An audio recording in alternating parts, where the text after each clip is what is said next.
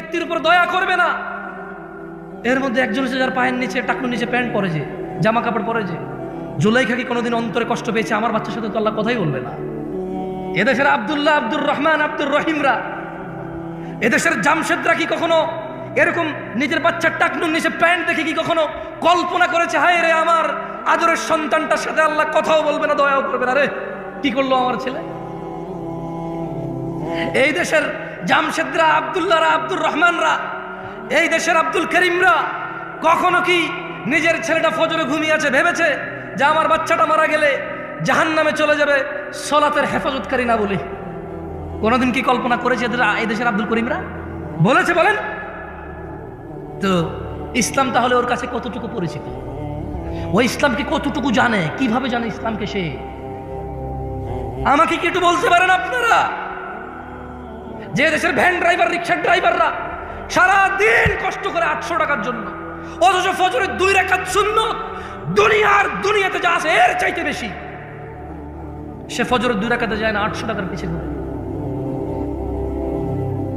কোনদিন কি এদেশের আমার দরিদ্র মুসলমানরা কি ভেবেছে যে দিনে 12 রাকাত সুন্নতে মুআক্কাদা, ফজরে 2, জোহরে 6, মাগরিবে 2, ইশায় 2, এই 12 রাকাত সুন্নত যে পড়ে আল্লাহ তার জন্য জান্নাতে ঘর নির্মাণ করে?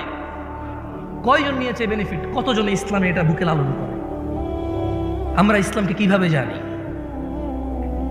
শুধু বিয়েতে কবুল আমাদের ইসলাম সম্মত, বাকি বউ যে কাপড় পরে, জামাই যে কাপড় পরে, যেখানে বসে বিয়ে হয়, যে বিয়ে পড়ে, যে উকিল হয়, যে সাক্ষী হয়, সব কিছুতে ইসলাম কোথায়?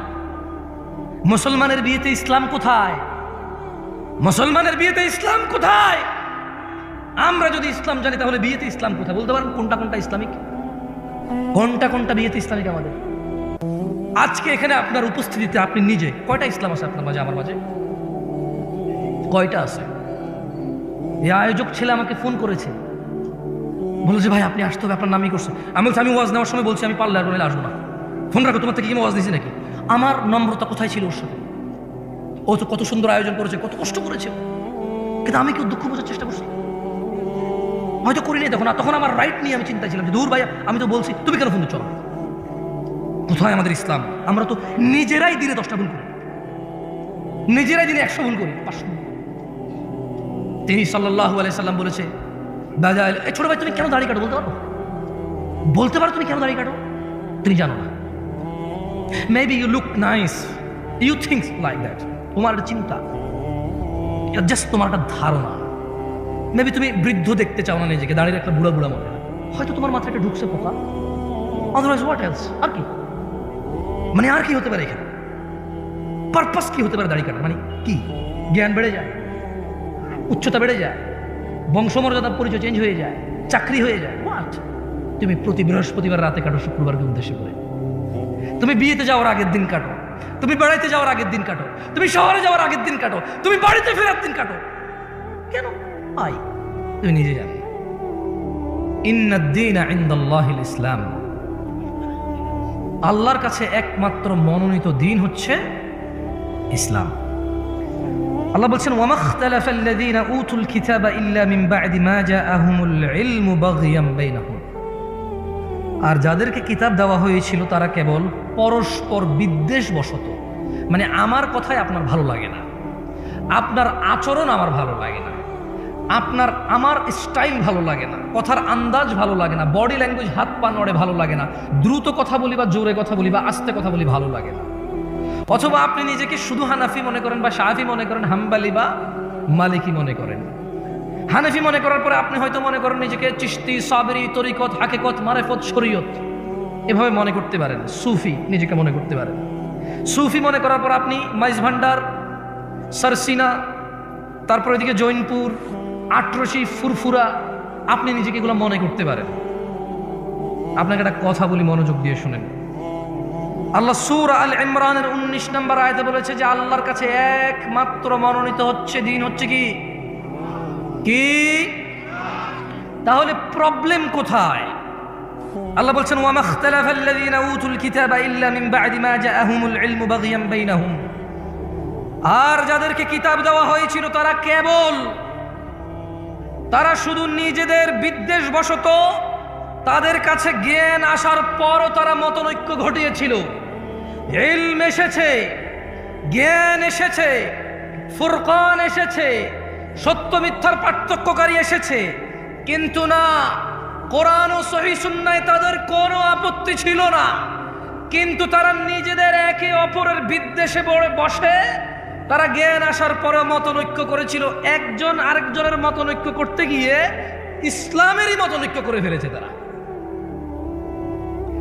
ওয়ামান ইয়াকফুর বিআয়াতিল্লাহ, ও দিনাজপুরের সচেতন নাগরিকরা, ও দিনাজপুরের সচেতন যুবক ও বৃদ্ধরা, ও দিনাজপুরের যুবতী ও বৃদ্ধারা সচেতন যারা আছো, ওয়ামান ইয়াকফুর বিআয়াতিল্লাহ, আর যে ব্যক্তি আল্লাহর আয়াতকে অস্বীকার করে, ফাইন্নাল্লাহা সারিউল হিসাব, নিশ্চয় আল্লাহ অনেক দ্রুত হিসেব গ্রহণকারী।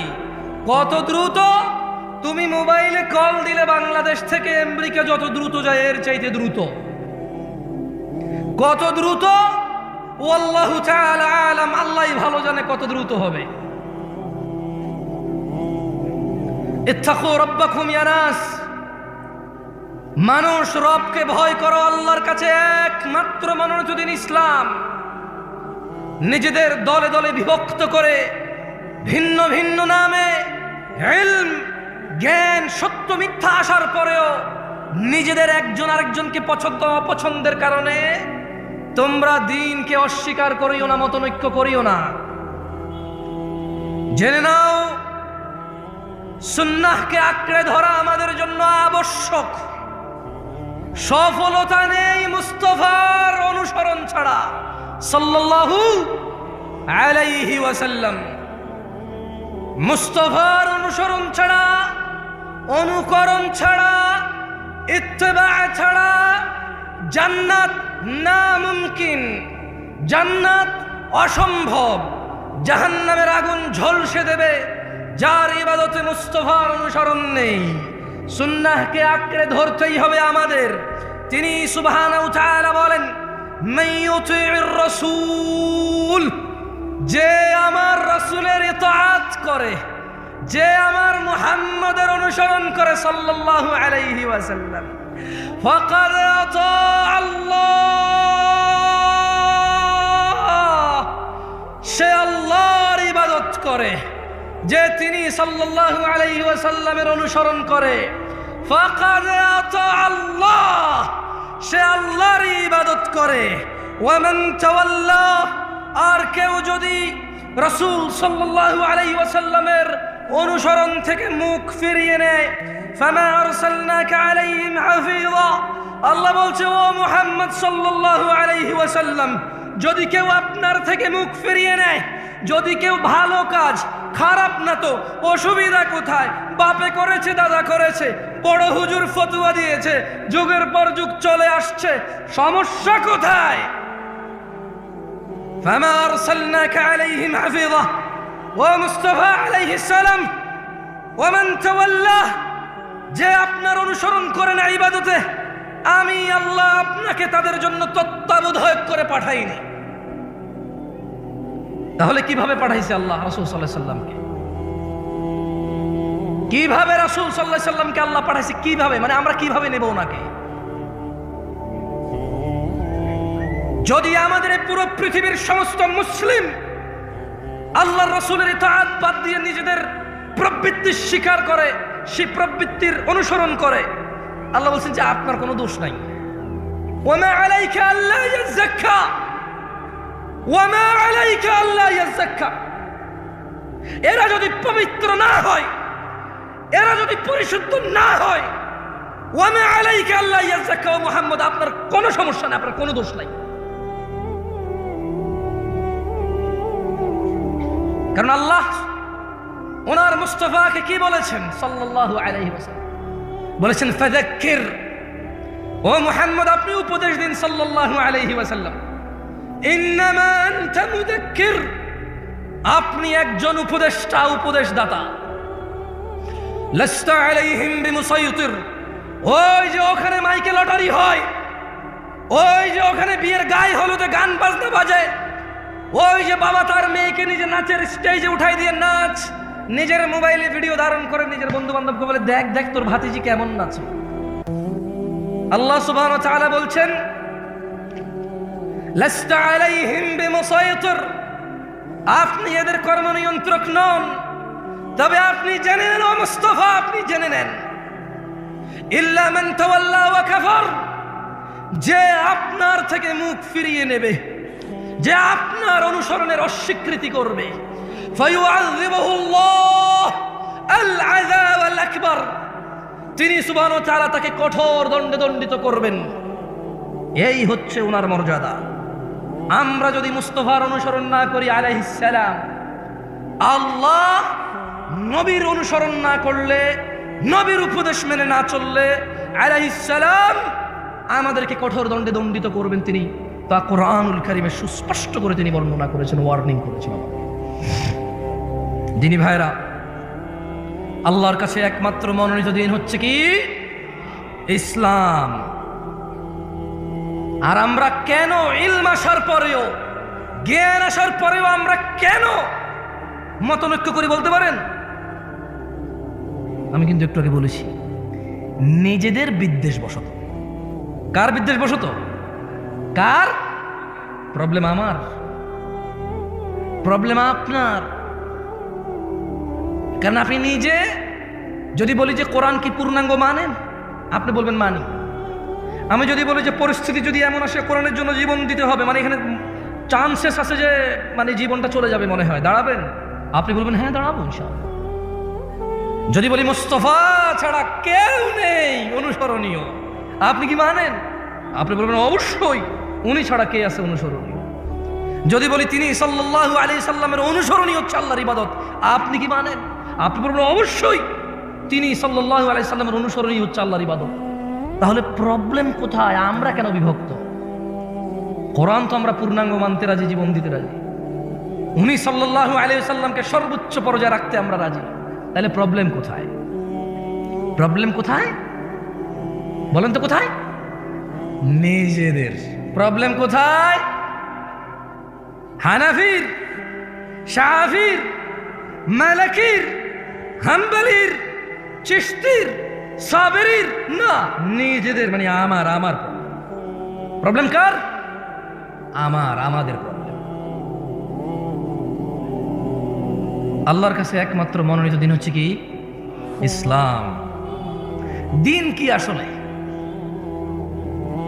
আল্লাহ সুবহানাহু ওয়া তাআলা কোরআনুল কারীমে বলছেন, ওয়ামা আতাকুমুর রাসূল, যা রাসূল সাল্লাল্লাহু আলাইহি সাল্লাম দিয়েছে, ফাখুযুহ, তা নিয়ে নাও।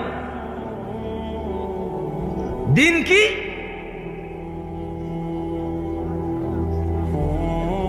একটু মনোযোগ দিয়ে শুনিয়েন ভাই। বাংলাদেশে মোটামুটি আলহামদুলিল্লাহ যারা যারা আমাকে ডেকেছে এবং আমি যেখানে যেখানে গিয়েছি সবাই বুঝে গিয়েছে আমি 40-45 মিনিটের বেশি কথা বলার ক্ষমতা রাখি না জ্ঞানের দিক থেকে। তবে আলহামদুলিল্লাহ দাঁড়াইতে পারবো অনেকক্ষণ, বক বক বক কিস্সা কাহিনী বললে বহুতক্ষণ বলা যাবে। তবে নর্মালি বক্তব্য আমার 40-45-50 মিনিটেরই হয়। আপনাদের বিরক্ত করবো না। এরপরে ফজিলাতুল শেখের সমাপনী বক্তব্য আপনারা শুনে যাবেন ইনশাআল্লাহ। আপনাদের যাতে কষ্ট না হয়, উনি আমাকে মাইকটা ধরার পরও ছেড়ে দিয়েছে, আমরা কি ওনার ইজ্জত করবো না? আপনাদের যাতে কষ্ট না হয়, উনি মাইকটা ধরার পর আমাকে ছেড়ে দিয়েছে। আমিও ইনশাল্লাহ খুব শীঘ্রই ওনাকে ওনার মাইক ওনার কাছে দিয়ে দেব। আপনারা ইনশাল্লাহ আছেন তো? ইনশাল্লাহ। ভাই তোমাদের যদি বলি একটু বসতে, তোমাকে মাইন্ড করবো? বহু দূর থেকে আসছে, বিশ্বাস করো, সকাল 10টায় গাড়িতে উঠছি। না না না না, দাঁড়ায় থাকতে যদি কমফোর্টে দাঁড়াও, তবে বসলে ভালো হবে, একটু সুন্দর হয়। থাকেন একটা জিনিস, একটা সৌন্দর্য থাকে না? আর যদি ঠান্ডা লাগে, দাঁড়ায় থাকতে ভালো লাগে, টোটালি ফাইন। আমি নিজে দাঁড়াই আছি, তোমার বসতে বললে বলবো যে আপনি নিজে তো দাঁড়ায় দাঁড়ায় কথা বলছেন, তো তাইলে ভাই আমার দরকার নাই ভাই আমার। ঠিক আছে, আল্লাহ তাআলা আমাদের উপর রহম করুন, আমিন। বলেন তো দিন কি? ওয়ামা আতাকুমুর রাসূলু ফাখুযুহ, রাসূল যা দিয়েছে তা নিয়ে নাও। ওয়ামা নাহাকুম আনহু ফান্তাহু, যা থেকে তিনি নিষেধ করেছেন তা তোমরা বর্জন করো। ওয়াত্তাকুল্লাহ, আর তোমরা আল্লাহর তাকওয়া অবলম্বন করো। ইন্নাল্লাহা শাদীদুল ইকাব, ও মানুষ, নিশ্চয়ই আল্লাহ শাস্তি দানে অনেক অনেক অনেক অনেক অনেক অনেক অনেক বেশি কঠোর।